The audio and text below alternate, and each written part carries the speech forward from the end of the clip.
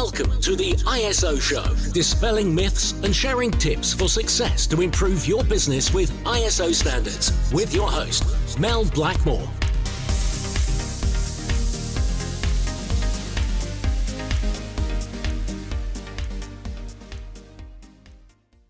Hello and welcome to the ISO Show. For regular listeners, it might come as a surprise to hear a different voice today. I'm Stephanie and I'm the Communications Manager here at Blackmores. I'm actually usually the person behind the tech for the podcast, so I'm usually editing and publishing the videos rather than talking on them. But today I'm taking the lead as Mel's taking a well-deserved break. So for this episode, I thought it would be good to talk about celebrating your ISO success, seeing as it can be done from a lot of channels that I'm very familiar with after managing Blackmore's social media and the website over the last few years. I actually can't believe that we've made it 140 episodes without actually going in-depth on this topic. So it's about time we gave you some ideas about the many ways that you can celebrate your ISO success. Now, for anyone who's been involved in the implementation or maintenance of an ISO management system, you'll know that it's no small feat. There's a lot of time and teamwork involved in getting a system in place for certification. So it's definitely a cause for celebration when you finally do get that certificate at the end. But what can you do with that? A lot of companies will get an ISO certification as a necessity, whether that's an industry requirement, a legal requirement, or a client requirement. Once they have that certification in place, they're quite content to just let those interested parties know about it and then just leave it at that. But we think ISO certification is something worth shouting about. We might be a bit biased about that though. I mean, it's a display of your commitment to best practice, whether that be in quality, health and safety, information security, risk management, or any combination of those. And better still, it's a globally recognised accreditation. So you'd be silly not to make the most of it where you could. Here at Blackmores, we're keen to help our clients make the most of that ISO certification. So I'm going to go through a few of the things that you can do to make sure people know what you've achieved. Starting with a certificate award ceremony. Now this is actually something you'd need to organise ahead of actually getting your final certificate, but it is worth asking your certification body if they do a certificate award ceremony of any kind. Some certification bodies will invite clients to a location to hand out certificates in a batch, or they might be happy to come and officially award you your certificate on your own premises. Either way, it's a great opportunity to get a photo that you can later use on your website or in social media, in addition to making it more of an event. And you can even get some of the team that were involved in implementing it involved as well, so that you can show them your appreciation for how much work went into getting that certificate. Second, this one might be an obvious one, but publish a blog or a news article. This is a newsworthy event, and you should take some time to write a short statement for your website at the very least. Bonus points if you can get some statements from those involved with the process or leadership. It doesn't have to be overly long. I've seen people leave it at literally just a paragraph before. It's just so that you have something to point to later on. Next is a social media post. This is a nice easy one. Social media is the main place a lot of people get their information nowadays, as it's a quick and convenient source of information. Many platforms have character limits, so you can keep it short and sweet. This is just to inform your wider audience who may not regularly visit your website. Of course, you can use this opportunity to link to a more detailed post on your website too. This is just to get the news in front of as many eyes as possible. On platforms like LinkedIn, you can even tag some key members involved so they can add their own comments and experience under the post.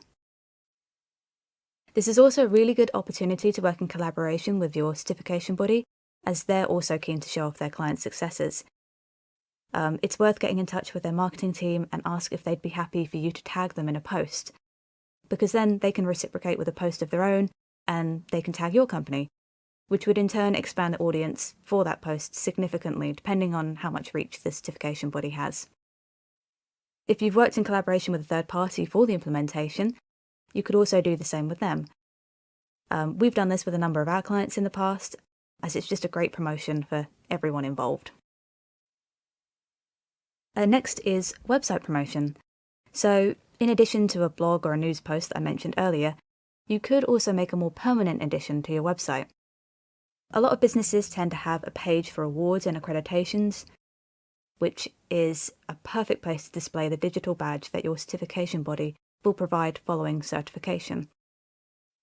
You could also use the opportunity to link your current certificate if you're so inclined, but you don't need to include that. Another place that I often see clients displaying those digital badges is the website footer.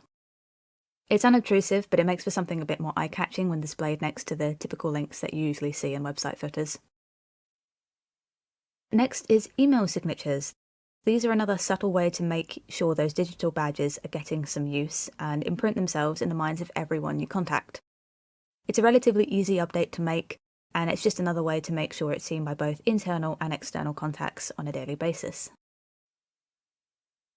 Next is newsletters. So I'm sure many of you will have some sort of weekly, monthly, or annual communications with your clients and prospects. Speaking as a marketing person myself, we love content. So I'm sure your marketing team will be more than happy to include a mention of your certification in the next update. If you wanted to make it something special, make it a main feature and include some story behind the why and the how you went about implementation. Let your audience know why that certificate is important and highlight any notable successes as a result of that certification. For example, with standards such as ISO 50001, which is the energy management standard, you may have already made significant changes to reduce your energy consumption, whether that be switching all your lighting to a more eco-friendly option, or sharing some actual figures on energy reduction following certification. Next is case studies. This is something that we've done with a number of clients, and it's just another way to get your ISO journey written down in a concise, easy to digest format, which can then be shared via your website and social media channels. It's another great place to highlight the why, how, any challenges you overcame, and what the next steps are. In our case, we tend to write the initial case study and then have the client provide a quote and approve the final version. And then from there we can both mutually utilise the resource for our own purposes. If you do want to write a case study, I would recommend keeping it to one page if possible, as people often get turned off by looking at a daunting page count. Bullet point what you can and expand where needed, as this helps to break up walls of text and just makes it a bit easier for people to read. You can take a look at some examples online for layout inspiration. There's really no shortage out there. And of course, if you work with us, we're happy to do all the design and writing for you. And now lastly is podcast and video. This one is probably the preferred medium for viewers nowadays if social media is anything to go by. You need to provide a variety of mediums to ensure you reach the biggest audience. Now, I'm aware that not everyone is going to have the means to publish videos and podcasts, so this won't be applicable to everyone. But that doesn't necessarily mean that you have to drop this idea entirely. Take us, for example. We feature a lot of clients on our podcast, and we're more than happy for them to use that episode in their marketing or on their website or wherever they want to. So if you work with a third party that has a podcast or produces their own videos, it's always worth an ask to see if they'd be open to featuring you. For those that do have the means to do this in-house, I highly recommend either one or both of these, as then you can link them back in other social posts and other marketing. So those are my top recommendations to help you promote your ISO certification.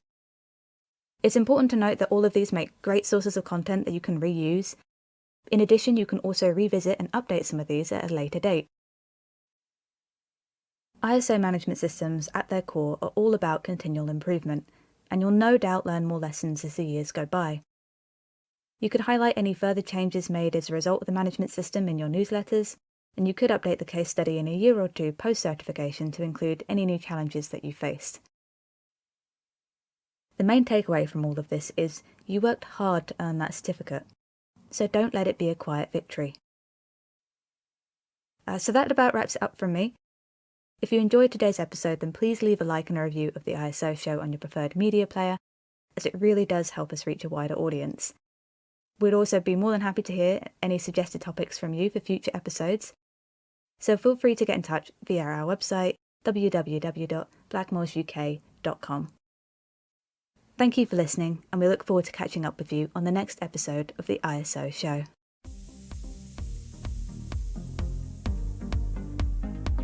looking to achieve certification to an ISO standard, or just need a helping hand with ISO compliance? Contact us at blackmoresuk.com.